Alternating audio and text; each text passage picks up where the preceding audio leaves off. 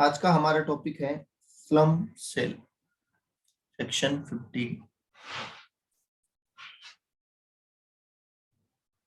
B.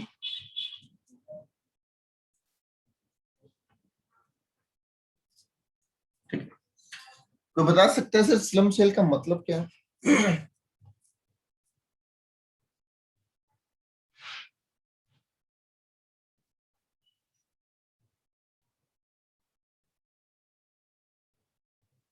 हाँ जी, anyone? Okay, ठीक है, और बोलते जाइए स्लम सेल का क्या मतलब है।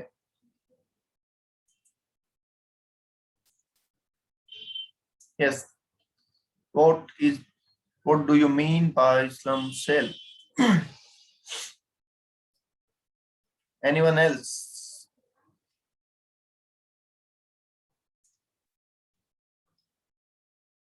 सर कई बार सारी एसेट को एक साथ सॉर्ट कर देते हैं, ठीक है, okay.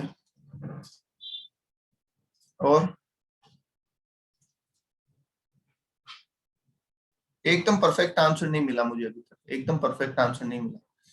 not sold all together at one price, not in, yes। चलो, समृद्धि का आंसर अच्छा है।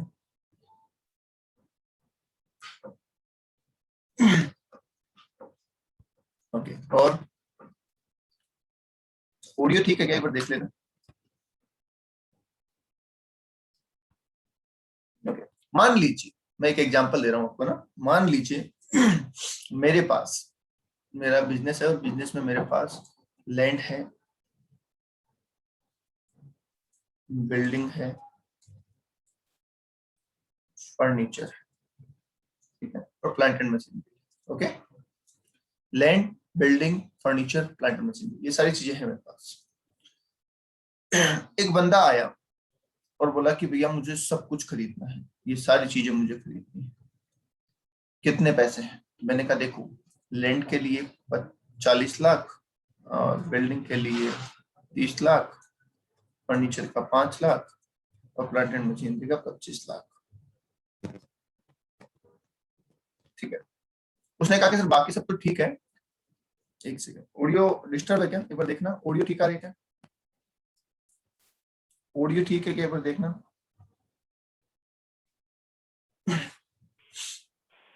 कट रही है सर बहुत ज्यादा।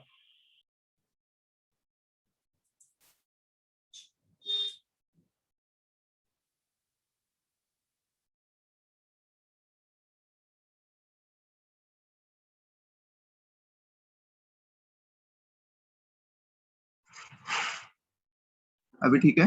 अब देखो, अब सही आ रहा होगा। ओके, तो मैंने कहा साहब लैंड के लिए 40 लाख, और इसके लिए इतना, इसके लिए इतना, इसके लिए इतना। तो उन्होंने कहा कि देखो सर बाकी सब तो ठीक है, लैंड के लिए 40 लाख, 30 लाख इसके, 30 लाख इसके, 5 लाख इसके, 25 लाख इसके, मतलब मैं आपकी बात से एग्री हूँ, सिर्फ लैंड में ज्यादा लग रहा है मुझे। उन्होंने कहा ठीक है चलो, फाइनल सौदा हुआ और 90 लाख में मैंने इनको ये सारी एसेट बेच दी। इज इट स्लम सेल और नॉट?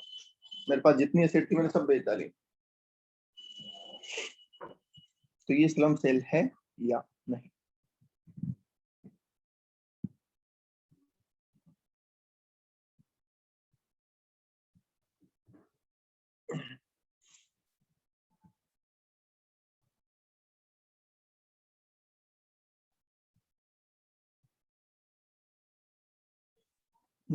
कुछ कह रहे हैं यस, कुछ कह रहे हैं नो।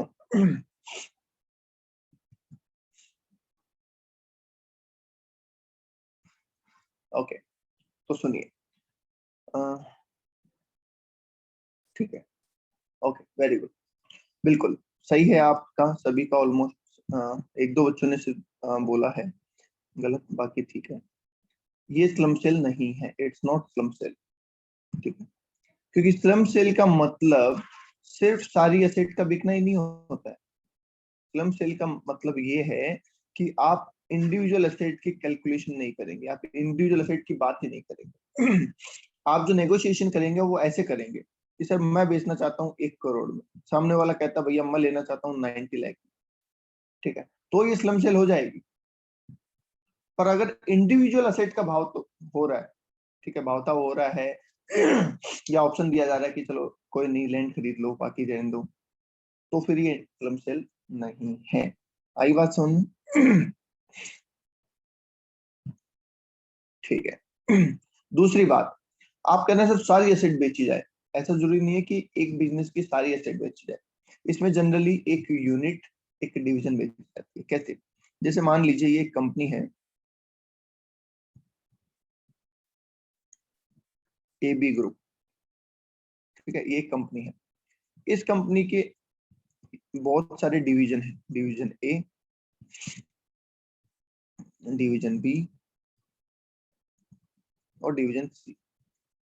ठीक। इनको लगता है कि हमारा जो डिवीजन C है, हमारा जो C प्रोडक्ट है, या मान लीजिए C सेगमेंट है, सेगमेंट भी हो सकता है, ये ढंग से काम नहीं कर रहा तो हमें इस सेगमेंट को बेच देना चाहिए। ठीक है, ये सेगमेंट ढंग से काम नहीं कर रहा तो हमें इस सेगमेंट को बेच देना चाहिए, ऐसा इनको फील होता है। ठीक है, तो इन्होंने सी सेगमेंट की सारी एसेट बेच दी। ठीक है, और बेची भी कैसे?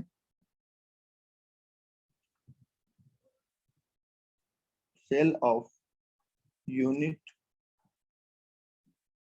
और डिवीजन।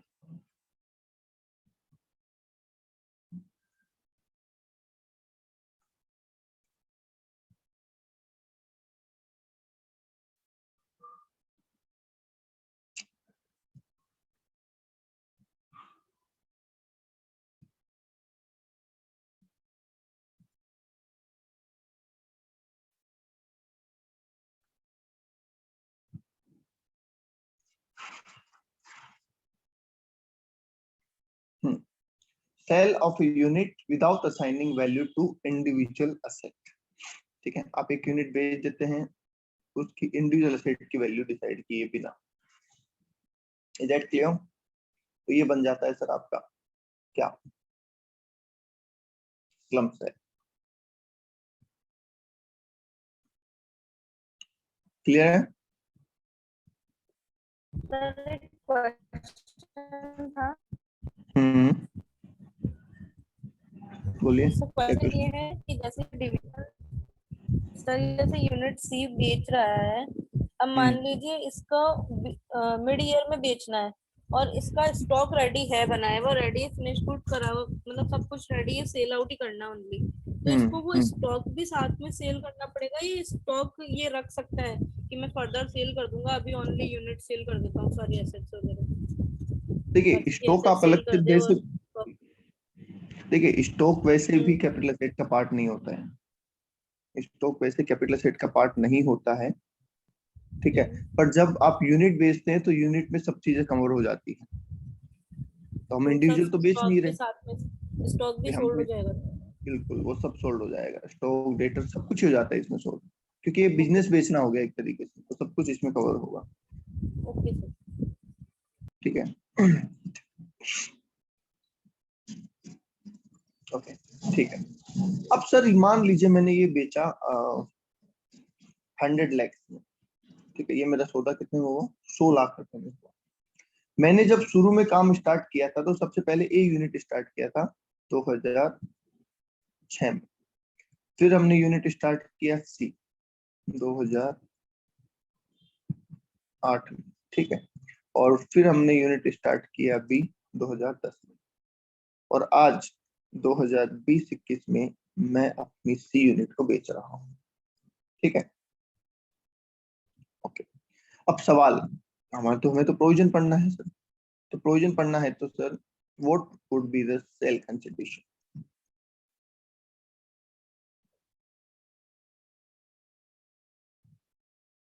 बोलिए, सेल कंसिडरेशन क्या होगा?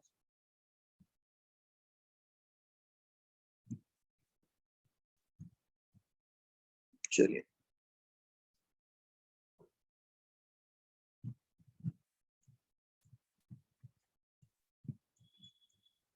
Actual sale price, actual sale price. ठीक है, कॉस्ट ऑफ एक्विजिशन क्या होगी बताइए? कॉस्ट ऑफ एक्विजिशन क्या?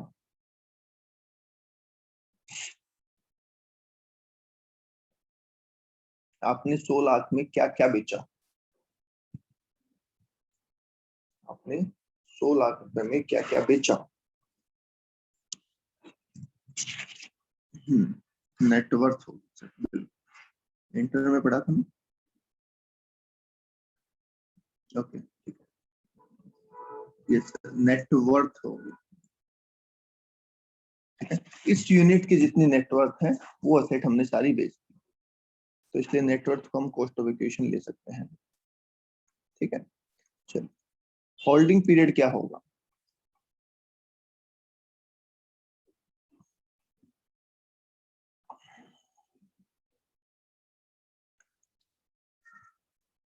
डेट ऑफ एस्टेब्लिशमेंट, ठीक है, date of establishment to date of transfer, ठीक है। पंकज 2010 नहीं, 2008, ध्यान रखो क्या लिख रहे हो।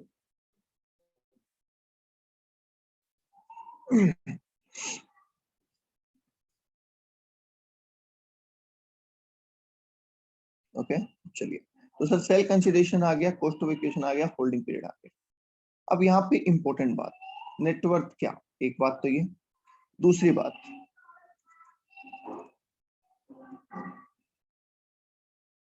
बात, यहाँ पे नो इंडेक्सेशन, इंडेक्सेशन नहीं होता है इसका, क्यों नहीं होता, कोई बता सकता है सर क्यों नहीं होता? इंडेक्सेशन क्यों नहीं होता?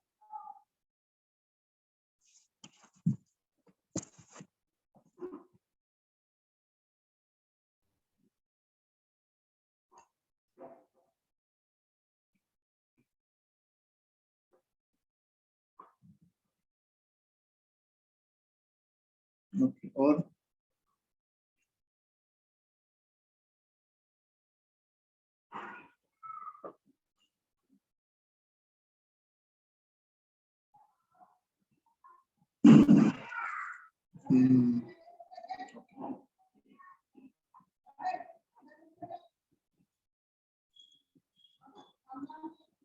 ऑलमोस्ट सबका आंसर ऑलमोस्ट एक जैसा आया है, पर परफेक्ट आंसर नहीं आया अभी तक, वो ट्राई कर लोगे।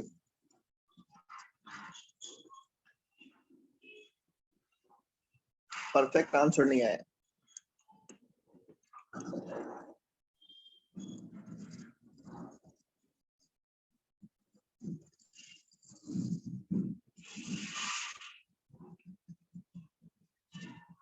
हाँ जी, चलिए, क्या क्या आंसर आए मैं आपको थोड़ा बता देता हूँ। कुछ लोगों ने कहा सर इसमें डेप्रिशिएबल असेट होती है इसलिए इंडेक्सेशन नहीं होता, कुछ ने कहा सर इसमें नॉन डेप्रिशिएबल असेट होती है इसलिए इंडेक्सेशन नहीं होता, कुछ ने कहा सर इंडिविजुअल असेट को कंसीडर नहीं करते इसलिए इंडेक्सेशन नहीं होता, ठीक है। उसने कहा सर प्राइस एक है, परचेज अलग अलग टाइम पे है इसलिए इंडेक्सेशन नहीं होता।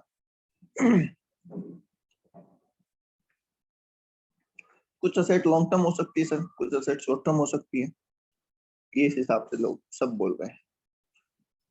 चलिए, अब मैं बता देता हूं आपको इसका आंसर। आपका आंसर कुछ लिमिट तक ठीक है बट कुछ लिमिट तक अधूरा लग रहा है, ठीक है, तो वो कैसे समझना ध्यान से। नेटवर्थ हम कब की ले रहे हैं सर? नेटवर्थ हम क्या लेते हैं, नेटवर्थ का मतलब क्या है सर? तो सर नेटवर्थ का मतलब है aggregate value, right, of asset minus outside liability, right, ये होता है।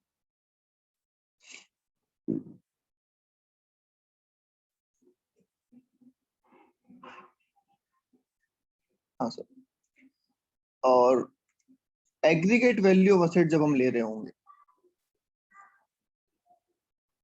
तो उसमें डेप्रिशिएबल जो असेट होगी उनकी तो हम लेंगे WDV, राइट, और जो अदर असेट है उनकी हम लेंगे बुक वैल्यू। अब इसमें नॉन डेप्रिशिएबल भी आ गए, स्टॉक स्टॉक सब आ गया इसमें, ठीक है। और कोई asset used in specified business में है 35 AD में जिसकी हम छूट ले चुके होंगे उनकी वैल्यू लेंगे हम नील, ठीक है।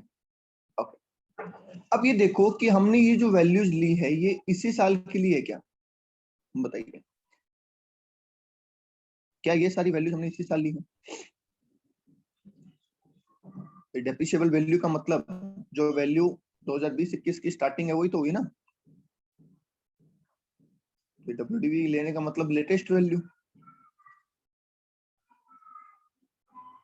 समझ गए। तो ये वैल्यू ऑलरेडी आज की वैल्यू पे है, ठीक है, ध्यान से समझना। जैसे आप कहते हैं कि साहब हमने परचेज की होती है यहाँ, सोल्ड कर रहे होते हैं यहाँ, इसलिए हम इसको यहाँ लेके आते हैं, पर आप तो अभी ऑलरेडी यहीं से उठा रहे हो वैल्यू, तो इसको वापस यहाँ लाने की जरूरत है क्या? नहीं। एक रीजन तो ये। दूसरा रीजन जो अभी एक बच्चे ने कहा था कि सर अलग अलग असेट अलग अलग टाइम पे परचेज, और हमें इंडिविजुअल असेट से मतलब नहीं है। अलग अलग असेट अलग अलग टाइम पे परचेज है और हमें इंडिविजुअल असेट से मतलब नहीं है। तो अगर हम इंडेक्सेशन करना भी चाहें तो कैसे करें, समझिए। हम इंडेक्सेशन करना भी चाहे तो कैसे करें? इंडेक्सेशन इसलिए होता है कि सर मैंने कुछ पैसा यहाँ लगाया, ध्यान से सुनना, मैंने कुछ पैसा यहाँ लगाया, कुछ पैसा यहाँ लगाया, कुछ पैसा यहाँ लगाया। अब मैं चाहता हूँ यहाँ पे मेरे पैसे की वैल्यू क्या है, तो मैं इसको भी यहाँ लाता हूँ, इसको भी यहाँ लाता हूँ, इसको भी यहाँ लाता हूँ, राइट। और मैं जब नेटवर्थ यहाँ पे निकाल रहा हूँ, पैसे की वैल्यू यहीं से निकाल रहा हूँ, तो मुझे लाने की जरूरत क्या है, समझ गए। और मल्टीपल टाइम मेरा पैसा इन्वेस्ट हुआ होगा, डेली कमाते जा रहे हैं, लगाते जा रहे हैं, कमाते जा रहे हैं, लगाते जा रहे हैं, तो उसको यहाँ लाना पॉसिबल ही नहीं है। तो दैट्स व्हाई इसका इंडेक्सेशन नहीं होता। अब इंडेक्सेशन नहीं होना, ठीक है, तो जैसा आपने कहा कि सर इसमें कुछ असेट शॉर्ट टर्म हो सकती है, कुछ असेट लॉन्ग टर्म हो सकती है, तो ओवरऑल जो फायदा होगा वो शॉर्ट टर्म है या लॉन्ग टर्म, ये कैसे पता चलेगा? स्लम सेल में जो फायदा है वो शॉर्ट टर्म है या लॉन्ग टर्म, ये कैसे पता चलेगा? क्योंकि डेप्रिशिएबल असेट जो इसके अंदर है, डेप्रिशिएबल पे तो हमेशा शॉर्ट टर्म होता है, तो कैसे पता लगाएंगे हम कि स्लम सेल में हमें शॉर्ट टर्म फायदा हुआ है या long term?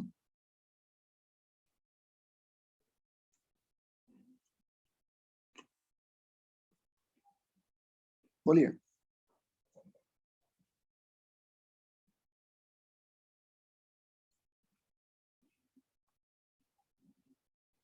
It's a tricky question.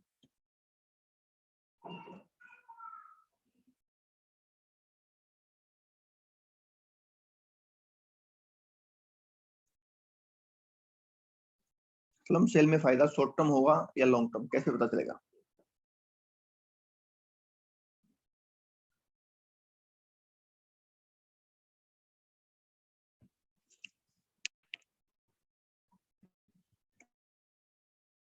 अपने आप ही शॉर्ट टर्म। अरे लॉजिक तो दो कोई, ऐसे कैसे? हाँ जी, और कोई बताना चाहता है कोई? नहीं, ऐसे कैसे काम चलेगा बच्चों? सर अगर यूनिट जो है जो बेच रहा हूँ वो बेटा अगर, तुम्हारा, एक मिनट पंकज, तुमने आंसर लिख दिया ना? अच्छा मुझे लगा आपने देखा नहीं, नहीं मैं तभी सब देख आपने लेता हूँ बोला। बेटा, एक मिनट रुको, माइक में मत बोलो क्योंकि मैं एक बार बाकी का भी तो पूछ लूँ। हाँ जी भाई, बाकी लोग जो एकदम साइलेंट बैठे हुए हैं, बेटा कितनी बार समझाना पड़ेगा आपको, कितनी बार, हाउ मेनी टाइम्स? जो चीज आती है आप उसका रिप्लाई करते हैं, नो डाउट, पर जो नहीं आती उसका भी रिप्लाई करो, जो मन में आ रहा है वो तो करो एटलीस्ट, अदरवाइज इंप्रूवमेंट कैसे होगा बेटा, वहीं रह जाओगे। जितना ज्ञान इंटर में था उतना ही ज्ञान यहाँ रह जाएगा। आज इंटर पढ़ने के बाद, आज जब आप कह रहे हैं ना कि सर नहीं पता, तो फाइनल पढ़ने के बाद भी यही कहोगे सर नहीं पता। इंटर फाइनल से फर्क थोड़ी पड़ता है, फर्क तो पढ़ने के तरीके से पड़ेगा। बोलिए यस और नो।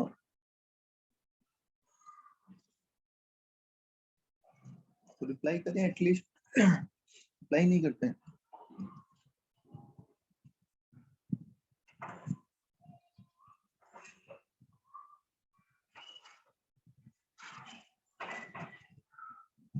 हर्षित, मीनल, प्राची, साकार, सिद्धि। अरे भैया रिप्लाई करते रहो, रिप्लाई करते रहो। चलो सर लिखा तो है होल्डिंग पीरियड ये रहा। अरे भैया अगर हमें अभी भी इस बात में कंफ्यूजन है कि हम sir long term short term कैसे डिसाइड करेंगे, तो फिर ये होल्डिंग पीरियड क्यों लिखा था, क्यों देखा था, बताओ। मतलब रटा रटाया है कि सर होल्डिंग पीरियड, हाँ सर यहाँ से यहाँ तक क्यों निकाला था होल्डिंग पीरियड, क्या काम आता होल्डिंग पीरियड। आपने ऊपर होल्डिंग पीरियड लिखवाया, सबने आंसर सही दिया था, तो वो क्यों लिखवाया था, क्या काम आएगा वो होल्डिंग पीरियड।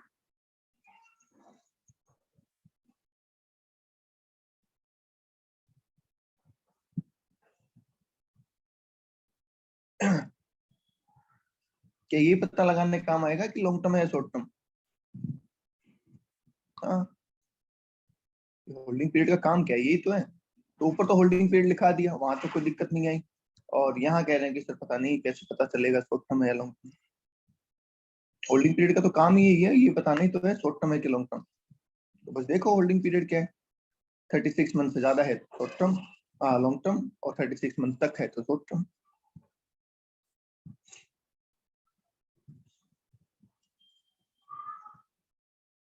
सिंपल, बताओ क्या कर रहे हैं।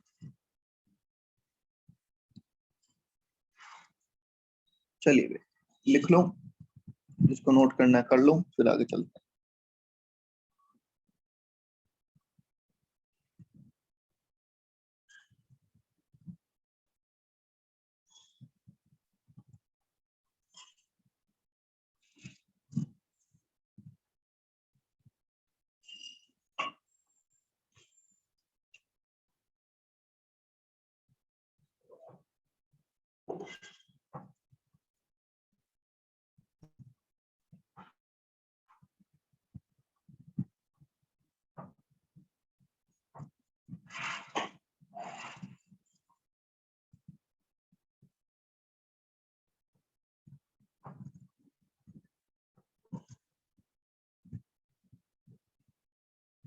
कितने केस हो गए हमारे,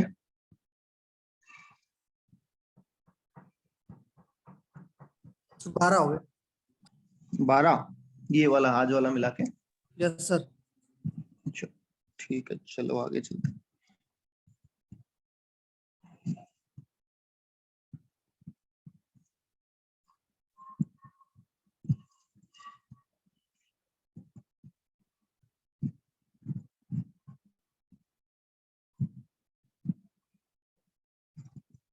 ओके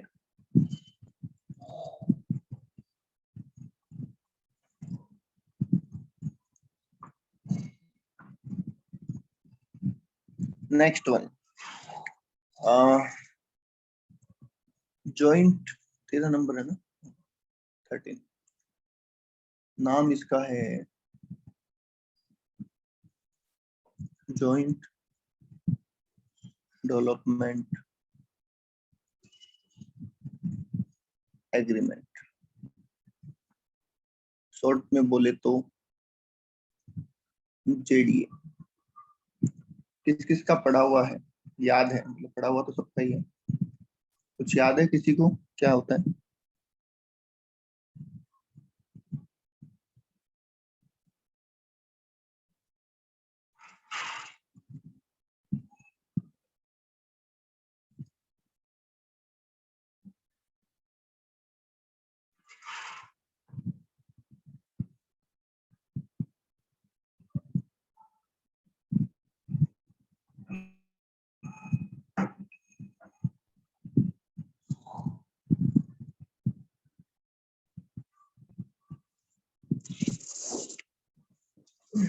नहीं, हाँ नहीं, हाँ ठीक है। चलो तो देखते हैं क्या है। मैं बेटा फिर एक बार कह दूं कि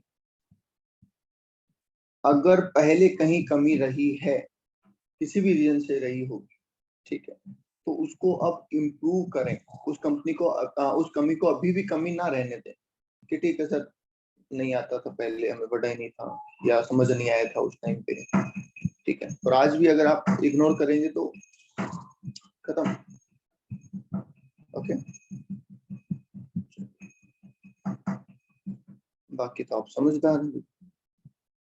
चलिए, देखिए पहले क्या होता था, पहले के टाइम में सर ऐसा होता था,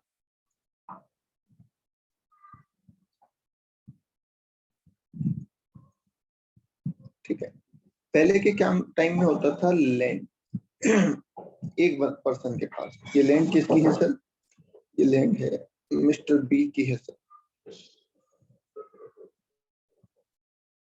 ठीक है।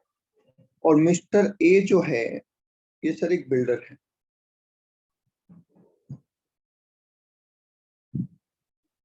मिस्टर ए जो है सर क्या है, ये एक बिल्डर है सर, ठीक है।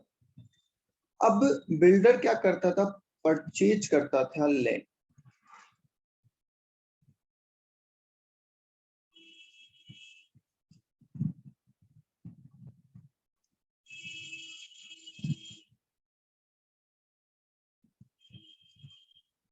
ठीक है। अब जैसे ही बिल्डर लैंड परचेज करता था, क्या मिस्टर बी का तो किस्सा खत्म, मिस्टर बी तो अपना कैपिटल गेन निकाल लेंगे और चले जाएंगे,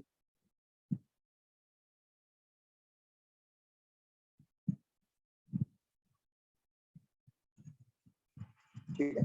मिस्टर बी का तो किस्सा खत्म, वो तो अपना कैपिटल गेन निकालेंगे, टैक्स पे करेंगे और जैसे आराम, वो तो चले जाएंगे, ठीक है। और मिस्टर ए के लिए ये तो हो जाएगी परचेज कॉस्ट, फिर ये इस पे कुछ कंस्ट्रक्शन करेंगे,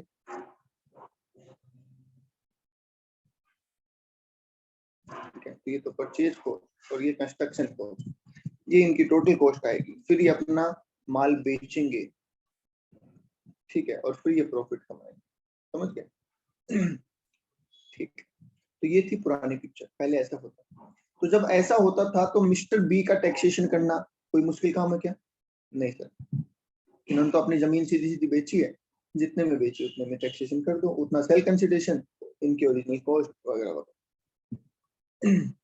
जब मिस्टर ए जो बिल्डर है वो अपने फ्लैट्स बेचेगा, इस बिल्डिंग पे जो उसने फ्लैट बनाए हैं वो जब बेचेगा, तो क्या वो भी ट्रीटमेंट आराम से कर देगा, और उसका तो ट्रीटमेंट कौन से हेड में होगा, बीएनपी में होगा, बोलिए, क्या बीएनपी में टैक्स अपना ट्रीटमेंट कर देगा वो तो, यस सर। तो लैंड ओनर का भी हो गया और बिल्डर का भी हो गया, यहाँ तक तो कहानी खत्म। अब नया कॉन्सेप्ट आया, अब नया कॉन्सेप्ट क्या है वो समझिए। नया कॉन्सेप्ट सर ये आया कि ये लैंड ओनर है अगेन,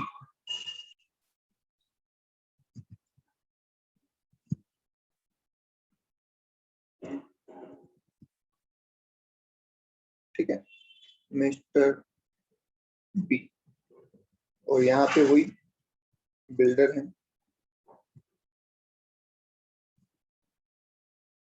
मिस्टर ए, ये है लैंड ओनर, ठीक है। अब इस केस में, पुराने वाले केस में बिल्डर को बहुत पैसा चाहिए होता है, बहुत बड़ी कैपिटल रिक्वायर्ड रहती है, ठीक है, कि भैया पहले मैं तुमसे लैंड परचेज करूंगा, फिर मैं उस पर कंस्ट्रक्शन कराऊंगा, फिर मैं उसको बेचूंगा, तो बहुत बड़ी रिस्क है मेरे, राइट, बहुत पैसे की रिक्वायरमेंट है। तो इन्होंने एक नया कंसेप्ट लाया, और कंसेप्ट क्या लाया सर, सिंपल सा कंसेप्ट है कि दोनों मिलके काम करते हैं, ठीक है। कहा कि तुम अपनी लैंड कंट्रीब्यूट करो और मैं कंस्ट्रक्शन के लिए पैसा कंट्रीब्यूट करता हूँ, मतलब कंस्ट्रक्शन कराना मेरा काम, कंस्ट्रक्शन कराना मेरा काम, लैंड तुम्हारी, कंस्ट्रक्शन मेरा, बोलिए जमती है बात, लैंड तुम्हारी, कंस्ट्रक्शन मेरा, दोनों मिलके काम करते हैं, ठीक है। और दोनों मिलकर सर एक बिल्डिंग बना लेते हैं। ठीक है, ये जो बिल्डिंग बनेगी इसके हम टुकड़े कर लेंगे, हिस्से कर लेंगे, जो भी इनका एग्रीड प्रोपोर्शन होगा, वो कितना भी हो सकता है, वो इनके ऊपर डिपेंड करता है। तो इन्होंने कहा भैया जब माल बन जाएगा तो आधा तुम्हारा है ना, आधा मेरा, चलेगा? ठीक है, आधा तुम्हारा आधा मेरा। ओके, अब बिल्डर के लिए जो आधा सामान है, ध्यान से सुनना, मान लेते हैं अपन यहाँ पे 20 प्लेट बने, एक बार मान लेते हैं अपन कि 20 प्लेट बने, तो 10 प्लेट किसके हिस्से में है? ठीक है, 10 प्लेट बिल्डर के हिस्से में है और 10 प्लेट किसके हिस्से में है? लैंड ओनर के हिस्से में है, राइट? ठीक है, अब आप यहाँ पे ध्यान से समझना कि यहाँ पे दो असेट है। कौन कौन सी दो असेट है सर, बताइए? क्या इस ट्रांजेक्शन में दो असेट है हमारे पास? One is land. ठीक है, पहली असेट क्या है सर? लैंड है। ठीक है, दूसरी असेट क्या है सर? ये फ्लैट सर।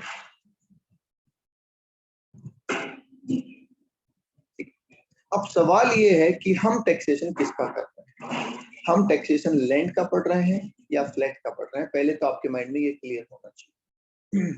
बताइए, हम टैक्सेशन किसका पढ़ रहे हैं?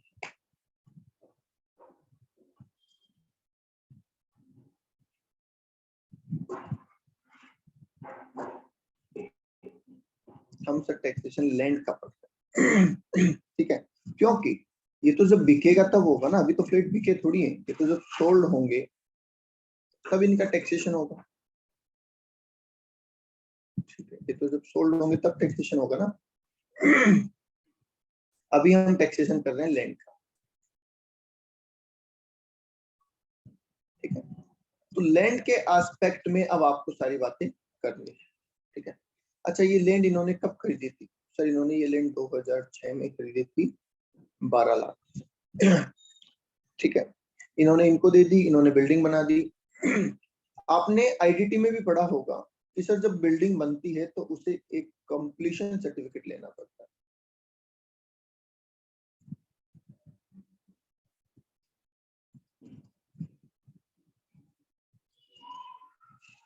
ठीक है, कंप्लीशन सर्टिफिकेट पर सर कह रहे हैं सर फ्लैट भी ट्रांसफर है, कॉन्ट्रैक्ट तो पहले ही हो जाता है ना बिल्डर और लैंड ओनर के बीच में। क्या कॉन्ट्रैक्ट हुआ बिल्डर और लैंड ओनर के बीच में अंशु? क्या कॉन्ट्रैक्ट हुआ बिल्डर और लैंड ओनर के बीच में?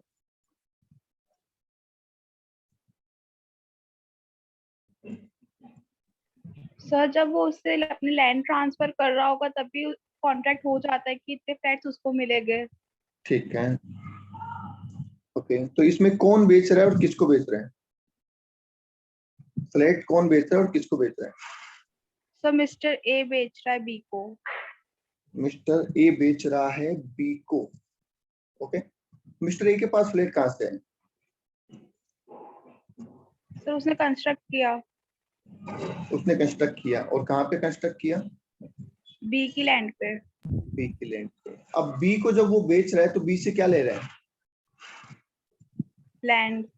बदले में लैंड ले रहा है। हाँ सर। मतलब फ्यूचर असेट बेच के आप पास्ट असेट ले रहे हैं, ऐसा?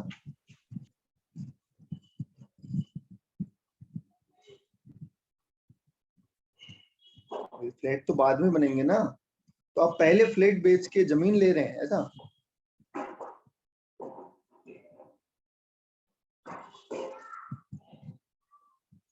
जो चीज एग्जिस्टेंस में नहीं है कैसे बेचोगे बेटा? ठीक है, ना तो कोई किसी को कुछ बेच रहा। पहली बात तो ये दिमाग में डाल लो कि यहाँ पे कोई किसी को कुछ नहीं बेच रहा फिलहाल।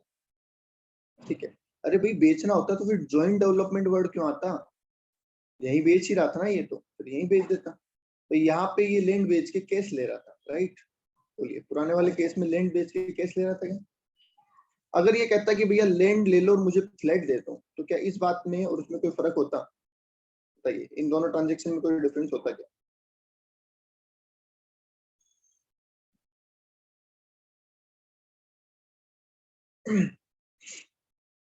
नहीं, कोई डिफरेंस नहीं होता। अरे कोई डिफरेंस क्यों होता? आप कैश कंसिडरेशन लो, आप फ्लैट कंसिडरेशन लो, कोई फर्क ही नहीं है।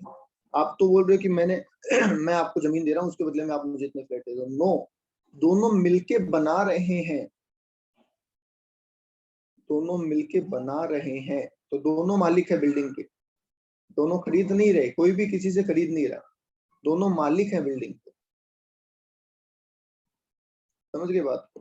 ठीक है, तो इट्स जस्ट ए एक्सचेंज, ये एक तरीके का एक्सचेंज हो रहा है कि आपके पास से आपकी जमीन जा रही है और उसके बदले में आपके पास फ्लैट आ रहे हैं। कोई सेल का ट्रांजेक्शन ही नहीं है यहाँ पे, सेल परचेज।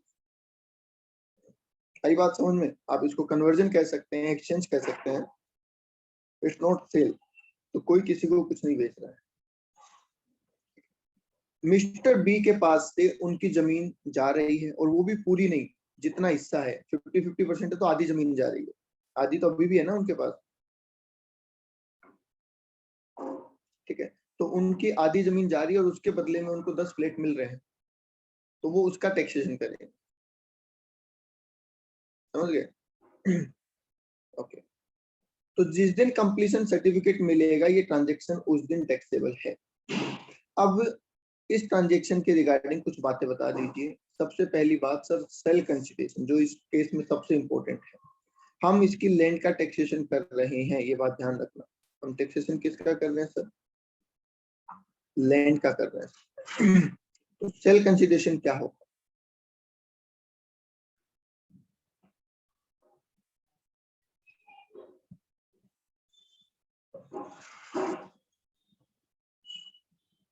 और बाकी लोग?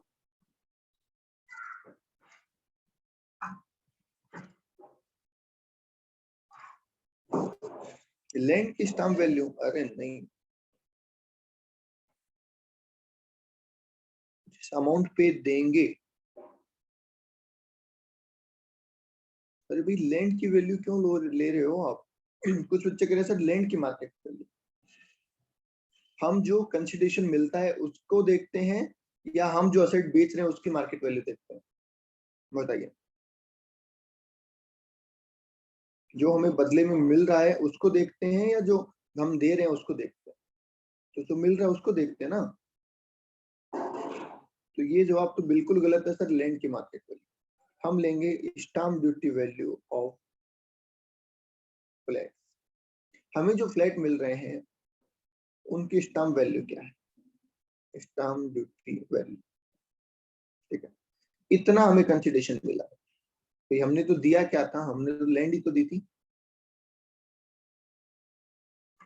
हमने तो लैंड ही दी थी ना। उसके बदले में हमें 10 फ्लैट मिल गए। तो इनकी जितनी स्टाम्प वैल्यू वो हमारे लिए उस लैंड का सेल कंसिडरेशन है। बोलिए, आई बात समझ में?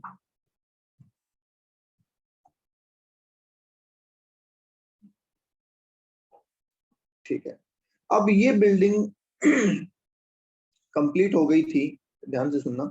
ये बिल्डिंग कंप्लीट हो गई थी 1 जून 2020 को।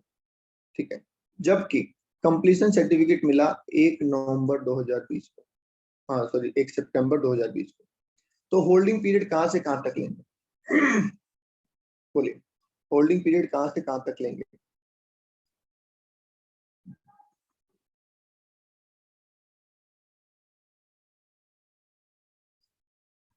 डेट ऑफ एक्विजिशन, जब हमने लैंड ली थी वहां से लेके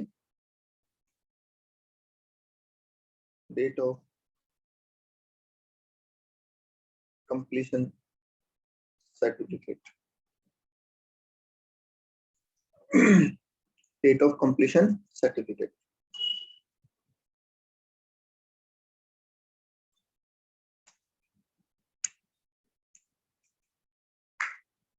ओके,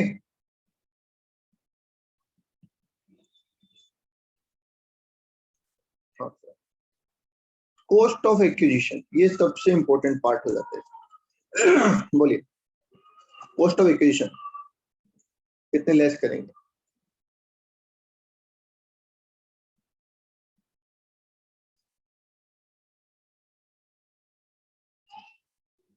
कॉस्ट ऑफ एक्विजिशन कितनी लेस करेंगे?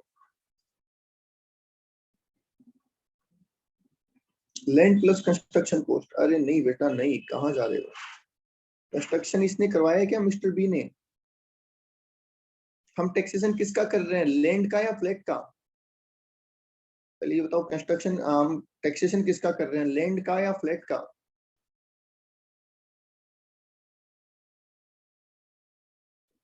हम सर लैंड का कर रहे हैं, ठीक है। अब लैंड का कर रहे हैं तो कंस्ट्रक्शन कॉस्ट तो फ्लैट की कॉस्ट है ना।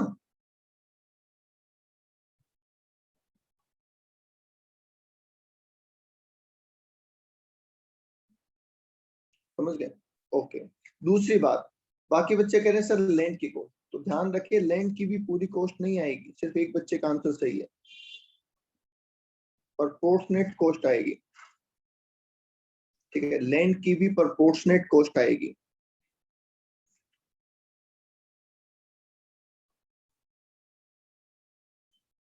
ठीक है, मतलब इनका 50% हिस्सा है तो 50% लैंड तो इनडायरेक्टली इन्हीं के पास है ना फिलहाल।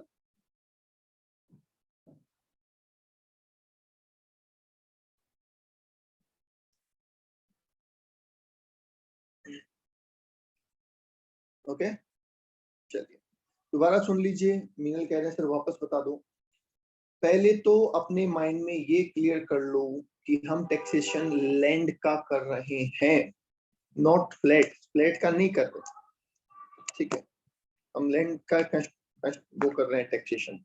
अब लैंड का टैक्सेशन कर रहे हैं तो सेल प्राइस किसके लिए लेंगे, लैंड के लिए। लैंड के बदले में क्या मिला सर, फ्लैट मिले, तो फ्लैट की मार्केट वैल्यू या स्टाम्प वैल्यू जिसको हम बोलते हैं वो ले लीजिए, वो हमारा सेल कैंसिलेशन हो जाएगा, ठीक है।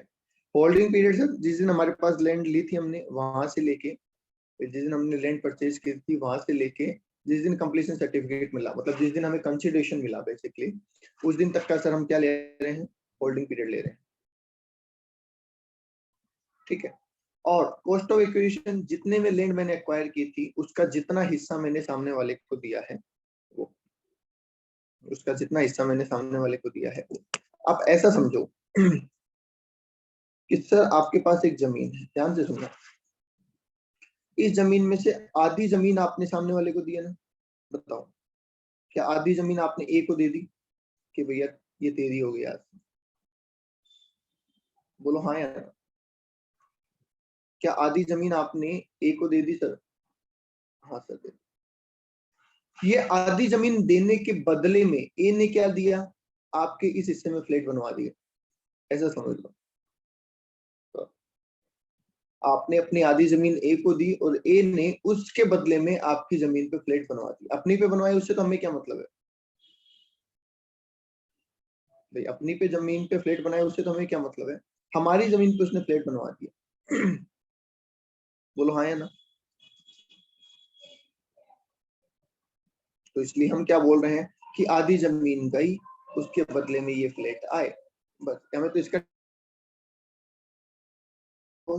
फ्लैट की स्टाम्प वैल्यू बस हो गया काम। अच्छा अंशु कह रहे हैं सर एक डाउट आ रहा है, अगर सपोज ये बिल्डिंग डिस्ट्रॉय हो जाती है तो लैंड एंड बी दोनों की होगी? हाँ दोनों की होगी, बिल्कुल। हाँ जी बोलिए, ये क्लियर है, पॉइंट समझ में आ गया?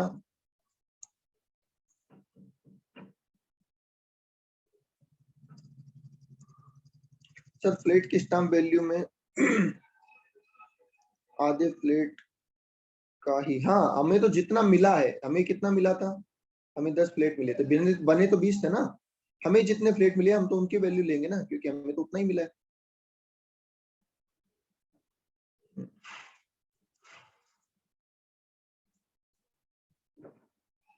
सर हम्म, कंप्लीशन के बाद जो मुझे घर मिलने हैं, मैं अपना वो राइट ही बेच देता हूँ आज, तो क्या होगा? राइट भेज दोगे तो कैपिटल गेन हो जाएगा, जो कैपिटल गेन उस दिन होना था वो कैपिटल गेन आज हो जाएगा। अगर कंप्लीशन सर्टिफिकेट मिलने से पहले आप कोई फ्लैट इसमें से बेच देते हैं, ठीक है, या जैसा आप बोल रहे हैं राइट बेच देते हैं, तो उसी दिन वो पूरा ट्रांजैक्शन टैक्सेबल हो जाएगा, फिर कंप्लीशन ओके सर। सर्टिफिकेट का इंतजार ही नहीं करना पड़ेगा। सर सपोज मिस्टर बी की लैंड 4 करोड़ रुपए है contact with Mr. A builder and builder give him 3 crore in cash and 4 flat out of 24. ठीक है, अच्छा क्वेश्चन है। कह रहे हैं सर कुछ फ्लैट मिले, मान लीजिए 4 फ्लैट मिले है ना, और साथ में कुछ पैसा भी मिला, कैश भी मिला, तो ठीक है। लैंड का जब आप सेल कंसिडरेशन लेंगे तो आप इसमें कैश और जोड़ देंगे, हाँ सॉरी फ्लैट का आप क्या बोलेंगे, जितने फ्लैट मिले उनके स्टाम्प ड्यूटी वैल्यू, जो कैश मिला वो कैश, दोनों को जोड़ दो, ये आपकी हो गई क्या, sale consideration.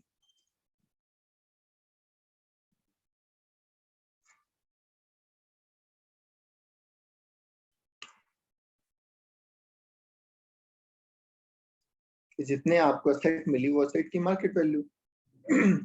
Cost of acquisition आपका कितना हिस्सा बिका। अब आप अगर इस वाले में आप कहते हैं कि सर पूरी उसकी होगी ना, बाकी तो आपका एग्रीमेंट ये था कि ठीक है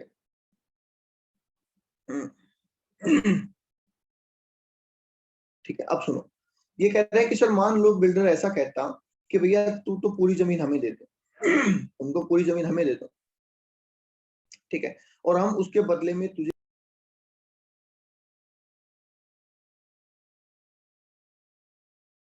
₹1 दे रहा हूँ, दे देंगे, ठीक है, तुम्हारी कोई शेयरिंग नहीं है उसमें, तो फिर ये तो सीधा सेल करने का सौदा हो गया, इसमें जॉइंट मिलके डेवलपमेंट करना नहीं हुआ ना।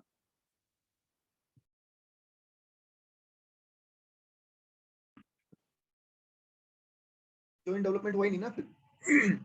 जॉइंट डेवलपमेंट तब होता है जब शेयरिंग हो, या आप कंसिडरेशन दे रहे हैं।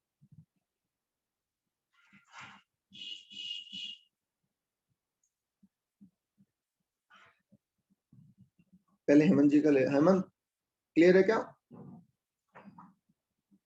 हाँ सर, नीवी कह रहे सर फ्लैट का टैक्सेबल होगा तब, देखिए अब जब आती है जो फ्लैट जब टैक्सेबल होंगे तब तो जो ये यहाँ पे स्टाम्प ड्यूटी हुई है ना, ये कॉस्ट बन जाएगी।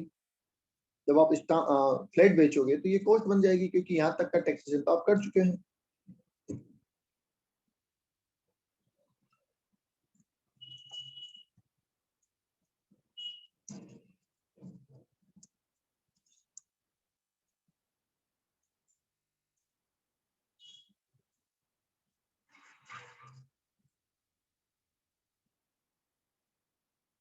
हाफ फ्लैट, अब बेटा तुम्हें मिले ही हाफ है, आप हाफ ही लेके चलो, आपको तो मिले ही हाफ ही है ना, आप फुल की बात ही मत करो, आपको अपने हिस्से की बात, इस बिल्डर के हिस्से को भूल जाओ, बिल्डर के हिस्से से हमें कोई मतलब नहीं, हमें तो हमारे हिस्से से मतलब है, हम लैंड ओनर है, हमें हमारे हिस्से से मतलब, बिल्डर क्या करता है वो अपने जाने।